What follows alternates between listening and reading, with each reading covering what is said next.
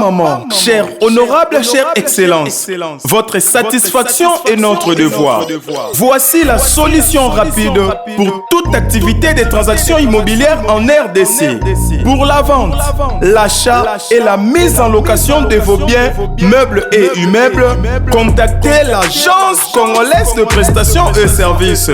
Vous avez une parcelle à vendre, un terrain, une villa, une concession à vendre partout à Kinshasa.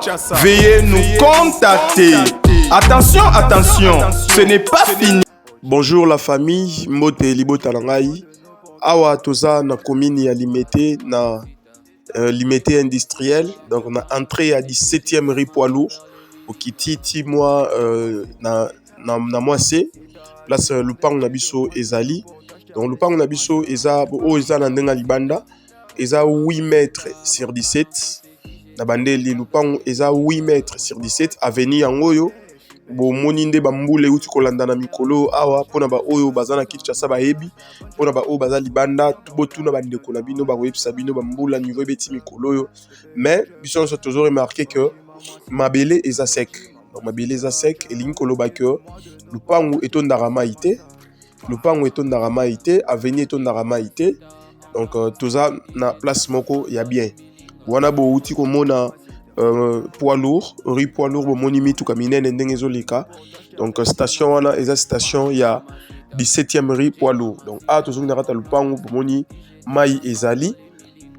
Ndako Lupango na biso eza na 3 portes ya ba locataire, ya liboso eza chambre salon, ya katikati eza chambre salon munene ya to reposa na to laksa et puis ya misatu peza lisusu chambre salon ya munene et tous les 3 portes sont occupées par les locataires oyo ba futaka très bien et revenu mensuel donc banda kunyo somi ça tout ce qui ba locataire ba futi pour le moment ils ont bimisa $200 américains.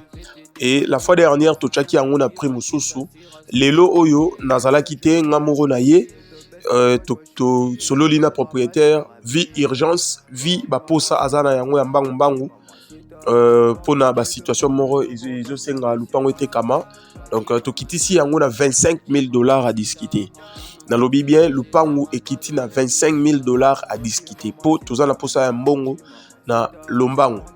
Donc pour na ba onyos bazalaki intéressé air prix ezalaki mo likolo bomekaki ko négocier to sukaki mo likolo mais cette fois-ci en tout cas vie urgence oyo ezako se présenter Lupango et kiti na $25,000 à discuter. Donc oyo bozali komona eza 3 portes nem ça locataire. Lupango eza bien clôturé, eza bien encadré avec portail, courant ezali akitoko ya makasi, mai ezali na Lupango. Donc biloko nyonso awa eza très bien. Mutuka donc soza mutuka na yo royati na Lupango sans problème. Et déjà wana air to robima boromona mituka oyo etelemi na avenue. Donc awa eza espace oyo etikalaki donc 3 portes ba locataire ezawana et nasuka awa bozomona espace ezali puis ndako batongi yango na mur mitoyente espace ezali entre mur ya clôture na mur ya Lupango. Donc pona ba oyo banai ko déclarer que mai etondaka na Lupango soki mai etondaka na Lupango mais boromona na ba mur awa ba trace ya mai ezali mais la ba mur absence tozomona trace ya mai ezate alors que ba mbula elandani 3 jours dans semaine passée mon bimbati samedi voire même dimanche bamboula ibetaki mais lelo tozo ici yango na prix ya moitié tozo zoomer quartier pour bomona quand même ba voisin de bazali ba voisin de batongi donc quartier eza bien avenue eza bien Lupango eza bien mais prix nde to kitisi yango par rapport ya urgence oyo ezali ko se présenter na lobby bien $25,000 à discuter. Donc ils ont 3 portes à ma locataire et banda kunyo somisa tout ils ont bimisa déjà une affaire il y a $200 wana na état oyo ezaleli mais soki to bongisi yango po bomona ba toilette eza sika dans les sika ba fosse septique eza sika bozomona ba mur donc eza na vraiment sika soki to bongisi yango to lambi yango bien carreau plafond na kati ya bandaku. Donc wana je crois que revenu emati ba 350 400 ezaka ndenge mutu oyo azana vision, mutu oyo azomona musika déjà na limité ko terrain à 8 mètres sur 17 eza déjà une très bonne affaire na ba prix à 25 000 et puis vous êtes sous na ba porte il y a ba locataire. Donc wana tozobima déjà libanda pona ba o barozala intéressé bobengi biso to solo là.